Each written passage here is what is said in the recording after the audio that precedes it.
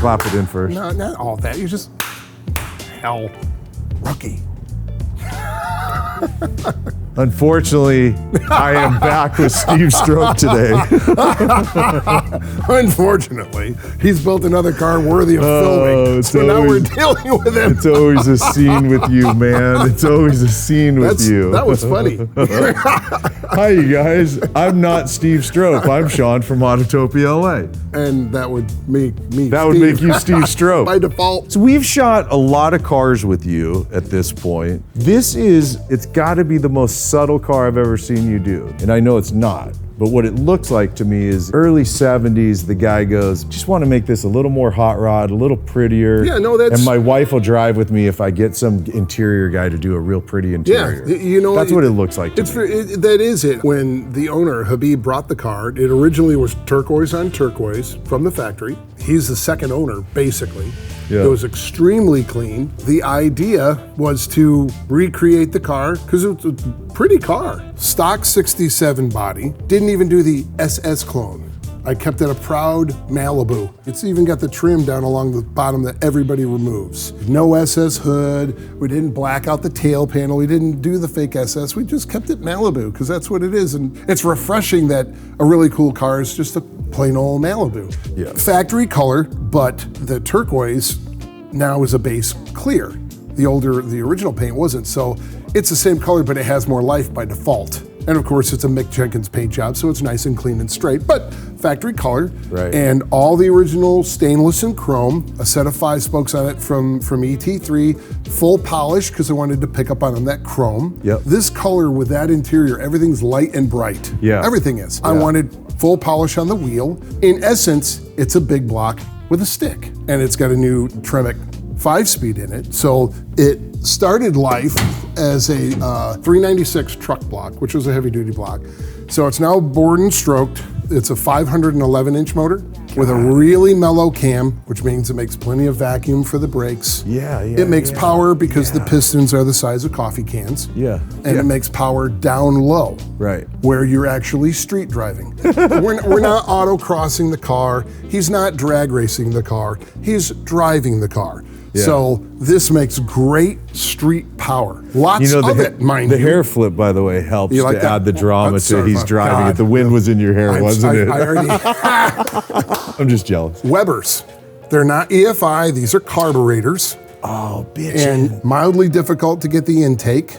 Right. You can buy it new, and then we had to machine it a little bit to bring these down and cut the bells down to fit underneath the stock hood. How come no filters on the... How come no filters? Because you're filming and it looks better like this. Got it. So these were developed back in the day for racing. So they have immediate throttle response. And probably not high revving then, right? Being that it's more about torque, right? This thing snaps like a small block. But again, everything's set up to go drive around. Yeah. And have plenty of low torque to get the car up out of its own way and get going. Yeah. The engine builder, Steve Sennett at Penta Motorsports, he owns tons of cars with Webers. Yeah. When they're set up right, They're lo and behold, they reliable work. and they work. All you need to do is let it warm because there's no chokes. Any carburetor won't work without a choke until it gets warm. Yeah. So once it's warm, it's lovely, and then the throttle response is wham! So it does its job. It's not boring under here. It's cool. No, it's not. It's neat, and it's not covered with... What does it make power-wise? What's the... Never dynoed it, but on paper, it should be high 5s, low 6s. Yeah, And right. about the same in torque. Right, of course, You know, I like get it. 600 foot-pounds should be pretty reasonable for this. And what's your rear end geared at? Do you remember? Probably around 350s. Yeah. With a 27-inch tall tire. Yeah. So 80 miles an hour is like, 2,500, 2,200. It likes to be there. That's its power range. 2 to 3 grand is where it makes power down low. So it's thumping along happy. This was the first car I started using the Malwood. The clutch master cylinder is attached to the clutch pedal underneath the dash. It's a whole, you buy it, you bolt it in. That's the reservoir, and then it goes down to the hydraulic clutch throwout bearing. There's no master cylinder sticking out of the firewall. Right. And I'm now using them in everything because it's so, and it comes ready to go. I mean, Like you really bolt ready it to up. go. You Wow. bolt it up in. What's the company you said? Malwood. But other than that, pretty straightforward. We cleaned up the firewall a little bit. Yeah. Because it had more Yeah. dents and dingies from the factory. Yeah, but And it's not the. Oh no, it's not the smoothied panels and all that. Yeah, No, yeah. it's Chevelle. Yeah. And of course our good old billet specialty, True Track. So one belt keeps it simple. We have a special regulator down there for the Webers because these things like about 4 pounds of pressure maximum.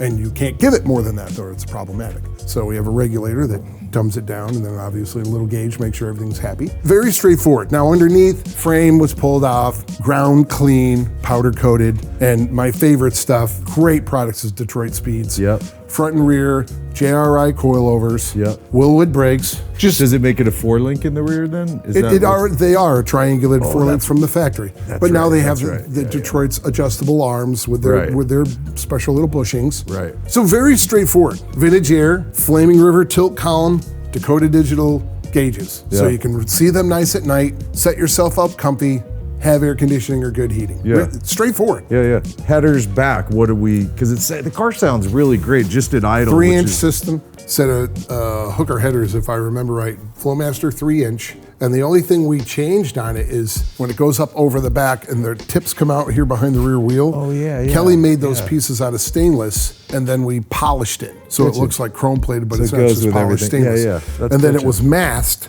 and then the rest of it was all thermo heat coated. You didn't do any bump. Oh, you did tuck bumpers, huh? The factory brackets were the oval holes were slotted so it could slide in a little bit. That's it. The bumpers weren't cut and modified. You mentioned the wheel and tire before. What are your sizes on them again? If I remember, that should be 18 and 19s.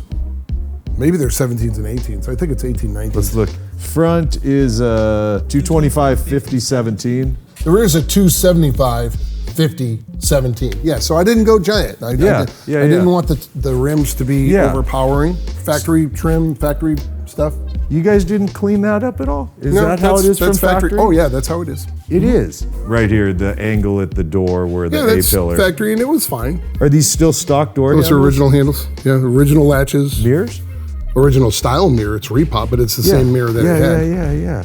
So this is where things start getting modified, which is the material and the colors. I've been waiting to sit in this car. This is such a pretty car. Oh man, this thing's so pretty. Yeah, Usually, by the way, this gigantic steering wheel would drive me up the wall. I'd be like, why? Yeah, it's so nice in there. It would be so weird if you didn't have that. And it is a tilt though. Oh dude, this is so neat. You really kept all the stuff. I mean, obviously different gauge, but stock position, all that stuff. But yeah. it's just all cleaned up and then obviously radically reupholstered. God, this is beautiful. This is Gabe's, huh? Oh yeah, of course. Yeah. So they didn't make these trim pieces. These are. This is original. These Gabe's made.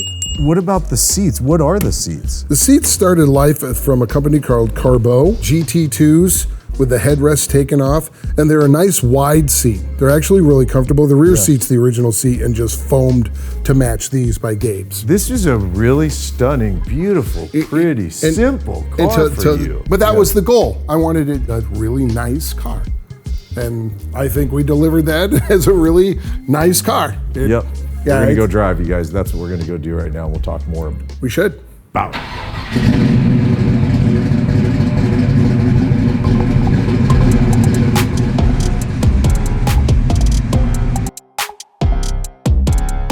Right.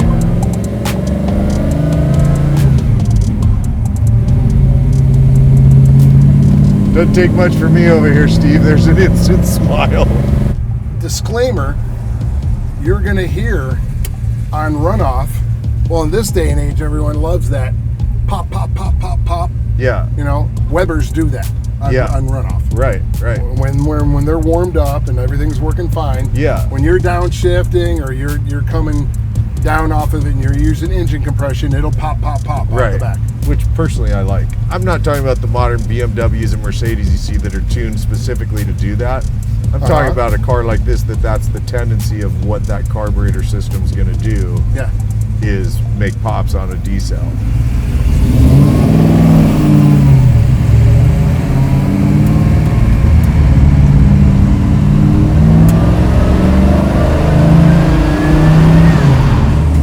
Boy, you can sure tell that's not an LS in this car.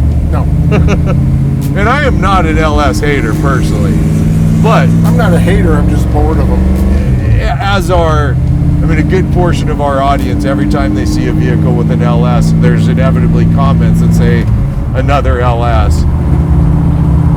Now, for the guy that's on a budget, then I really understand it for inexpensive power, what have you. But when you're building at this level of a build, and I know for you this is a simple build, I also know this is still up there in the dollars. This isn't a $50,000, $100,000 build. True. Well, you really do have a lot of gearing, don't you? Yeah, you're I'm in fourth gear right now. And there's plenty of it. A lot of torque, right? Yeah, a lot of torque. So on the highway, just lopes along. Yeah. Rides nice. Yeah. You know. Really nice. And it makes just the right amount of sound and not too much of it. Yeah, this is a nice cruising car, huh, man? Yeah. It's pretty cool when you're getting a thumbs up from the guy in a modern Supra. You're doing something right. Yeah, you are. You know? Which I have a weird little kind of, well, it won't be secret anymore after I say this. I think those are kind of cool for some stupid reason. I like them too. It's kind of a sexy body style, they did a nice job with it. Yeah, yeah. So yeah, we're just loping along. Yeah. How many miles so far on the car? Is it real fresh? Yeah, it's real fresh. Probably under 100 right now. Got it. Yeah, I hear those. Oh, there's that little sputter from the levers, right? Yep. Boy, the subtleties. I hope you guys, as the viewers, get the beauty of this car. I know because typically we shoot more radical, but the simplicity, the elegance of this car, we talked about this. In builds, there's a scope of build that's so far away from what the original car was, and that's bitching, right? It's a thing. Sure. But it's so fun to keep all the beauty of what was originally here, but make it an enjoyable driver in a modern world where we sit on the freeway at 80 instead of 45. Sure. You know? Yeah. And the way it plants and feels on the road.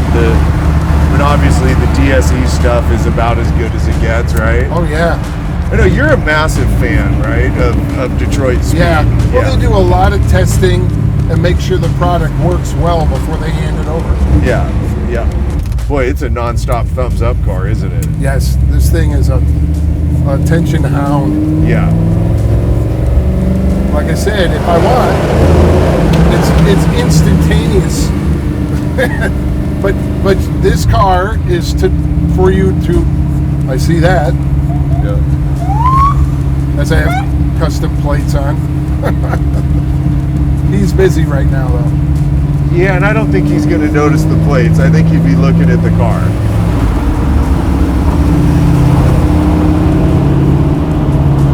Yeah, this car is meant, you know, it's what's that Teddy Roosevelt? Walk softly and carry a big stick. Yeah. You're not supposed to be walking around like a peacock and I've got, you know, giant motor and giant everything. You drive civilized. But if you need or want, Rowdy is available. Rowdy is very available. When I first had this thing, when we got the motor running with the engine builder, and we were out and just he has a big parking lot. I just rolled down to the other end of the parking lot, turned it around, and just rolled into it, just hazed the tires off it because it's so much torque. Sure. And so we're like, yeah, it works. You know, what else do you need to do? You don't well, and you don't have a big fat tire back there grabbing the ground. I mean, 275 is a nice tire, but it's not a 345. Dude, that's right. That's all I mean. I mean, you're making well over 500 horsepower. You know.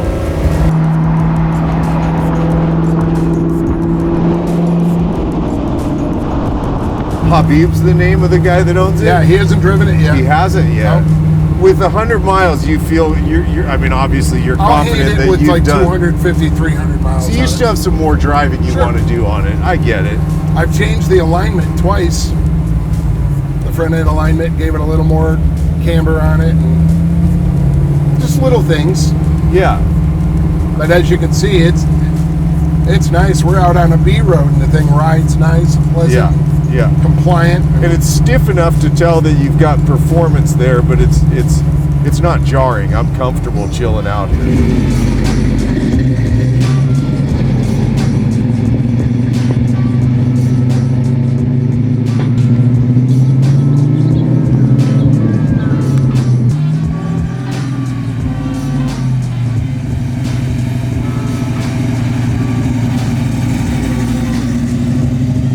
That's a fresh build right there for you. Little shakedown, little items, huh? Yep. It's definitely doing the... Yeah, I hear it like it's hanging up a little bit. Yeah. So we're just gonna cruise. We're gonna treat it with respect. I gotta figure out some...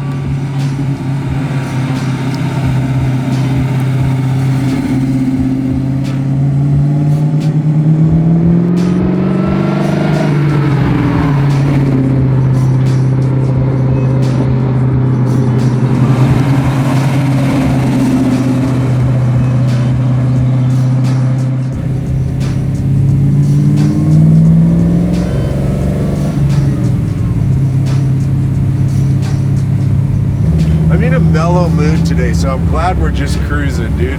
Yeah. I didn't need donuts and burnouts and like anarchy. I don't need that today. I like that on a lot of days, but not today. Today I'm feeling super mellow.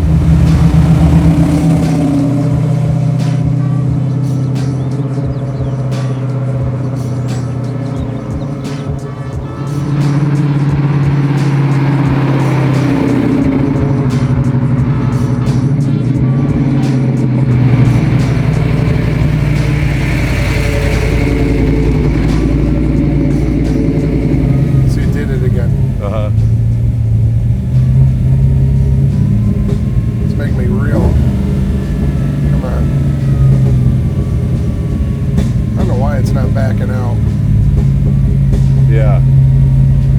We'll see. It's being grumpy. Alright, well. Hey man, dude, I actually like, I mean, not for you, because I know it adds things to your list of things to be dealt with. I like that this is happening right now, because this shows that even you and your guys' very well-known shop for building high-end cars, that at 100 miles, there's some shakedown stuff to be dealt with. Sure. You know, like... Anybody who says that there isn't is lying. Agreed. Agreed. But it's minding its manners, so it'll be fine. I know.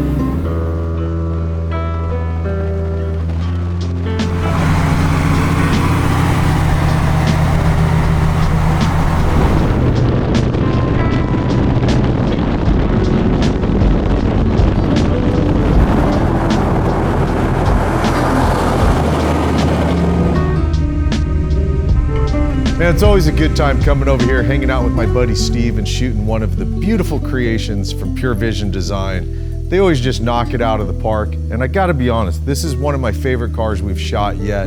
The simplicity, the subtlety, and the true stunning beauty of this car. Absolutely love it. Hope you guys had a good time in this one, maybe learned a couple things from Steve. I will see you in the next episode. All right, you guys, later.